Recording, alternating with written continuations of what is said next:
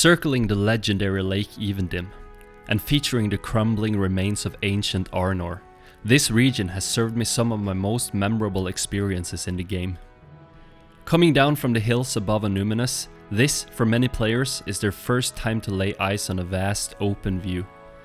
It gives you a taste of the width and breadth of the game to come, and its expansive beauty lures you onward in the long journey to Mordor. Not all those who wander are lost. While laying out the events taking place in Bree, Tolkien delivers one of his most memorable lines, from one of the most quoted and beloved poems in the world, "All that is gold does not glitter." It's at the Inn of the Prancing Pony in the village of Bree, in the heart of Breeland. If you play LotRO as a man, you start out in Breeland, in a small village called Archet. Thrown right into a village under attack, the game instantly immerses you, and this stone burns itself into your consciousness as the one where everything began. Apart from having the benefit of first impression for so many, it is backed by one of the most exhilarating storylines of the book, the events at the Prancing Pony. And it's a wide and varied region, situated right on the edge of civilization, teasing more adventures to come. After biting off both East and West Rohan, you might be ready for a change.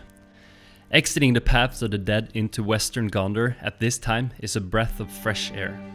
New architecture, colorful gardens, and soon, the ruins you've seen all across the map so far comes to life in vast white cities. But what truly captivated me lies beyond the western reaches. Once you cross the threshold to central Gondor, it falls on you. The menacing darkness of Mordor blanketing the sky, telling you that time is drawing close.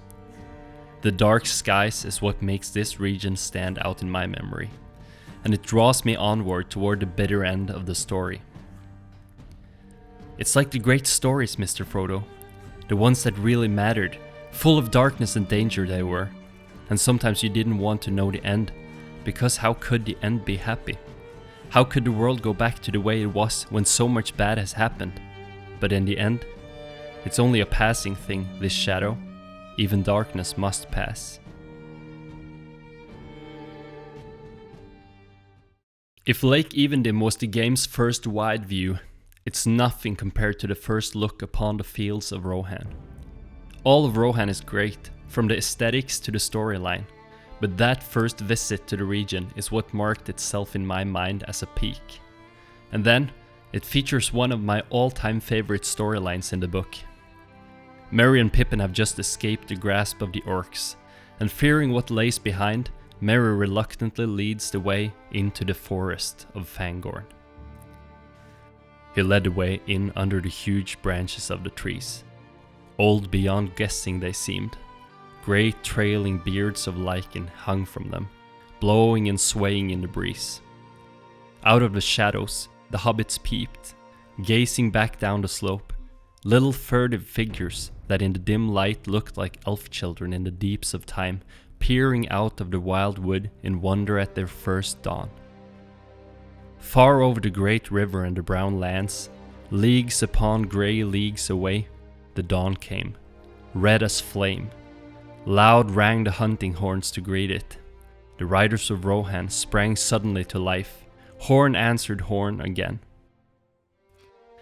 And letting my thoughts travel westward to West Rohan, with places like rugged old Aldburg, hemmed in by mountains, and Edoras herself, it's hard not to mention it.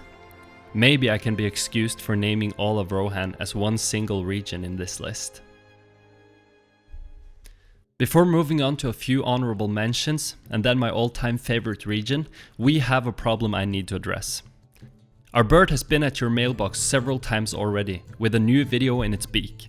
But it can't open the mailbox, it needs you to be home. To fix this problem, hit the subscribe button, then hit the bell icon. Next time the bird comes around, we'll be good. As honorable mentions, I selected the Lone Lands, for giving us a first taste of true wilderness. Angmar, for its variety of landscape and immense sense of danger. Dunland, for its gritty aesthetics and an early sneak peek into Rohan. Mordor for its sense of utmost hostility and hosting the peak of the storyline.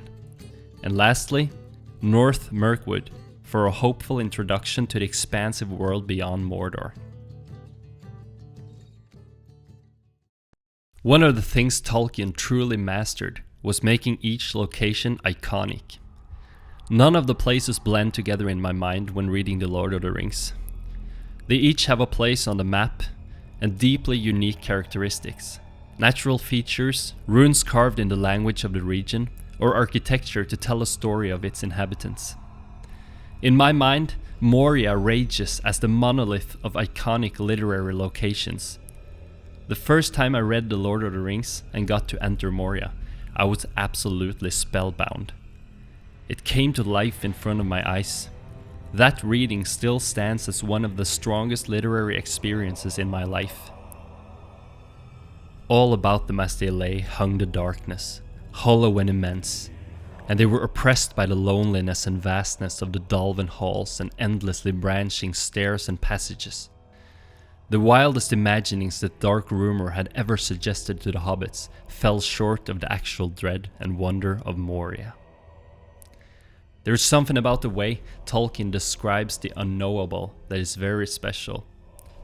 Far, far below the deepest delving of the dwarfs, the world is gnawed by nameless things. Even Sauron knows them not. They are older than he. Now I have walked there, but I will bring no report to darken the light of day. And now in LotRO, I get to spend hours exploring, hours upon hours with ever new depths to delve. And once I finish, I still feel like there is more. Corners I might have missed, secret passages that were shut to me, or hidden among the endless branching tunnels and shadows. The expectation I had for Moria did not fail me, and combined with being the introductory zone for legendary weapons, it marks the beginning of a new league in the game. No other region has beaten it so far, and I begin to realize that this might have more to do with Tolkien's words echoing in my mind than it has to do with the actual gameplay. Thank you for listening all the way here. That's the end of my list. Now let me hear yours.